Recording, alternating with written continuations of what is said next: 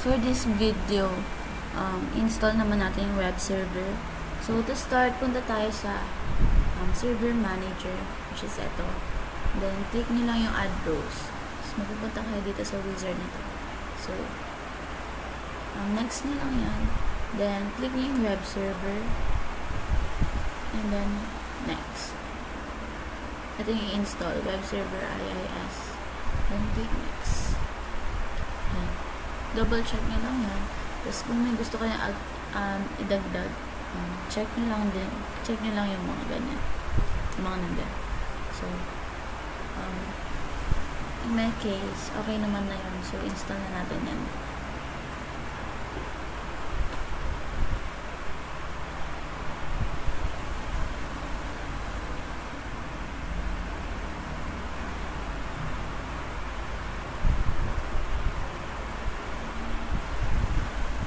Then, natin siya ma-install. Then, after ng installation, pupunta tayo sa IIS.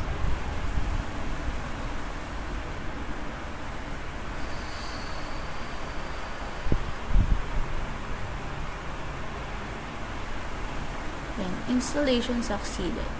So, after yan, punta na tayo sa IIS. Tapos lang natin yan.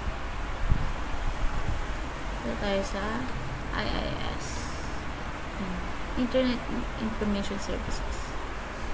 So, makikita nyo itong window.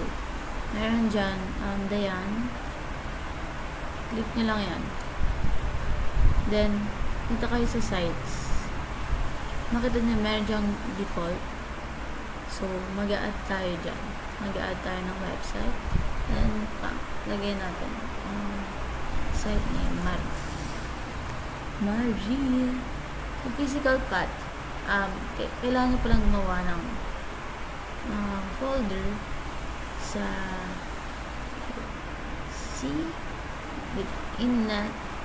Innet Hub. Then, gumawa ko na itong folder na testing. So, close natin yan. Lagyan natin dito sa physical path yung folder na ginawa natin. Testing. Okay.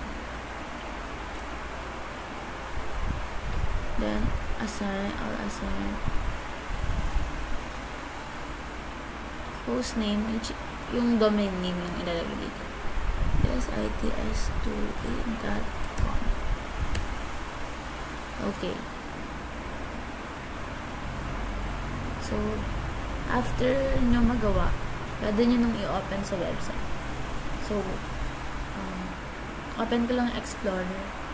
Then, i-run natin siya sa website. So, ayun. Di na pala natin kailangan i-open yung Explorer kasi meron ditong browse website. So, click nyo lang tong link na to.